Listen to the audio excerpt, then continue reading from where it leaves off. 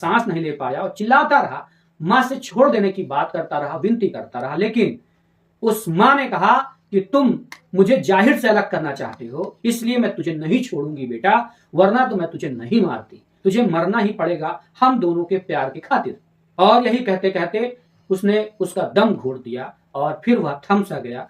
पूत कपूत सुने हैं पर ना माता सुनी कुमाता। नमस्कार मित्रों, मैं हूं अमन त्रिपाठी और आप देख रहे हैं कौशाम्बी लाइव। आज मैं आप लोगों को एक ऐसी घटना, एक ऐसा वाकया बताने जा रहा हूं कि आपके पैरों तले जमीन खिसक जाएगी और आपका दिल झकझोर जाएगा उस घटना के बारे में सुन करके। क्योंकि एक मां ने अपने 13 साल के जिगर के टुकड़े को पहले गमछे से गला घोटा, फिर तकिए में उसका मुंह दबा करके उसको मार डाला। मित्रों, जानते हैं किस लिए?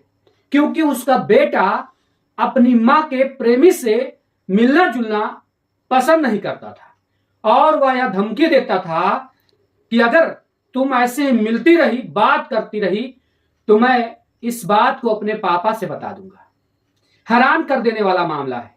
मां ने अपने कबूलनामा में यह भी कहा पुलिस के सामने कि बेटा तड़फड़ाता रहा, पैर हाथ झटकता रहा और छोड़ देने की बात भी मां से करता रहा, लेकिन बेदर्द हुई मां उसका गला घोटती रही, तकिए से उसका मुंह दबाती रही और बोलती रही, बेटा आदित्य, अगर तू मेरे और जाहिर अली के बीच नहीं आता तो मैं तुझे नहीं मारती।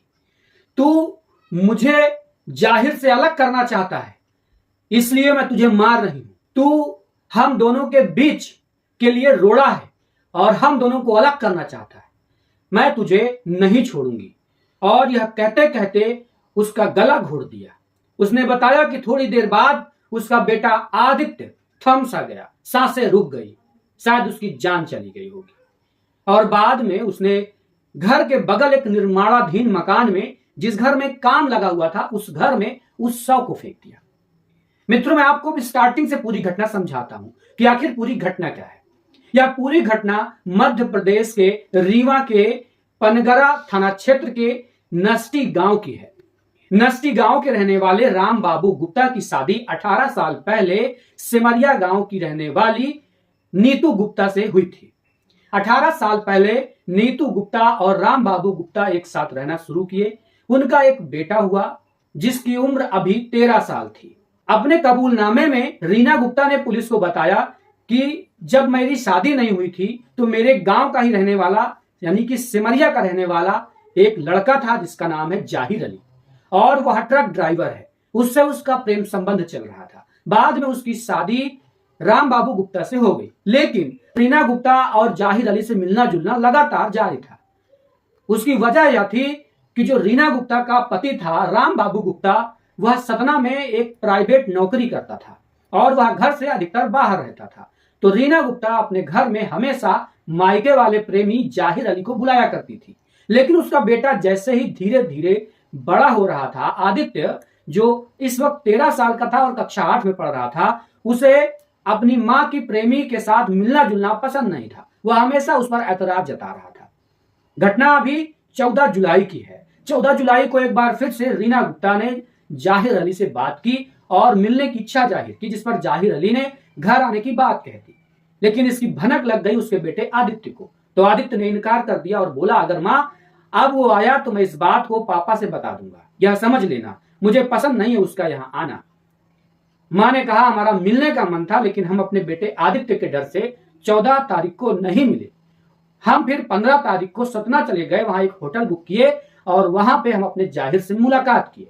और 16 को हम अगले दिन जब घर आए तो बेटा आदित्य जान चुका था कि यह मिलकर हम आ रहे हैं। तो बेटा आदित्य ने बहुत बुरा भला अपनी मां को कहा, झगड़ा किया।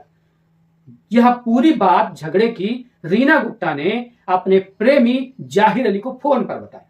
तो जाहिर अली ने कहा कि यह बेटा जब तक तुम्हारा जीवित रहेगा यह हम लोगों को मिलने नहीं देगा, यह हमारे प्रेम में बीच में अब रोड़ा बन चुका है, इसको रास्ते से अलग ही करना पड़ेगा। रीना ने बताया कि तभी मैंने सोच लिया था कि जब रात में यह सोएगा तभी हम इसका गला दबा देंगे या तकिए से इसका चेहरा दबा देंगे, जिससे यह इसका दम घुट जाएगा। और मित्रों, वही हुआ। 16 तारीख की रात जैसे ही उसका बेटा सो गया, उसने सबसे पहले एक गमछे से पहले उसका गला घुटने का प्रयास किया, लेकिन 13 साल का बेटा जब तड़फड़ाया, झटके मारा, तो उसकी मां ने संभाल नहीं पाया और फिर उसने एक तकिया लिया, तकिया से अपने बेटे का पूरा चेहरा ढक दिया, जिससे वह सांस नहीं ले पाया और चिल्लाता रहा, मां से छोड़ देने की बात करता रहा, विनती करता रहा। लेकिन उस मां ने कहा कि तुम मुझे जाहिर से अलग करना चाहते हो, इसलिए मैं तुझे नहीं छोड़ूंगी बेटा, वरना तो मैं तुझे नहीं मारती, तुझे मरना ही पड़ेगा हम दोनों के प्यार के खातिर। और यही कहते कहते उसने उसका दम घोट दिया और फिर वह थम सा गया। बाद में उसने एक फिर से पटकथा लिखी और पुलिस को गुमराह करने का एक नायाब तरीका खोजा। उसने सोचा कि मैं मां हूं तो पुलिस मुझ पर शक नहीं करेगी, और उसने उस शव को अपने घर के बगल में एक निर्माणाधीन मकान में फेंक दिया छत से। रात भर रोने का नाटक करती रही, 112 पर कॉल की, पुलिस आई और पुलिस को 2 दिन तक गुमराह करती रही और जेठ जेठानी पर आरोप लगाती रही। उसके बाद पुलिस वालों ने जब अगल बगल के लोगों से पूछताछ की तो पता चला कि रीना गुप्ता का अफेयर उसके मायके के एक युवक से चल रहा था। तब फिर थोड़ा पुलिस को शक हुआ और उसने रीना से पूछताछ की। बार बार जब रीना से पुलिस ने पूछा तो अलग अलग बयान देती रही, मतलब कभी कोई बात अपने बयान को बदलती रही, जिससे पुलिस को शक और होने लगा और जाहिर अली तक पुलिस पहुंच गई।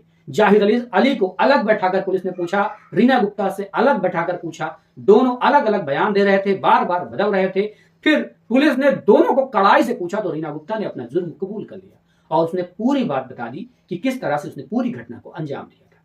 मित्रों, यह घटना इतनी निंदनीय है कि इसमें शब्द कम पड़ जाएंगे। बेहद हैरान कर देने वाली घटना है।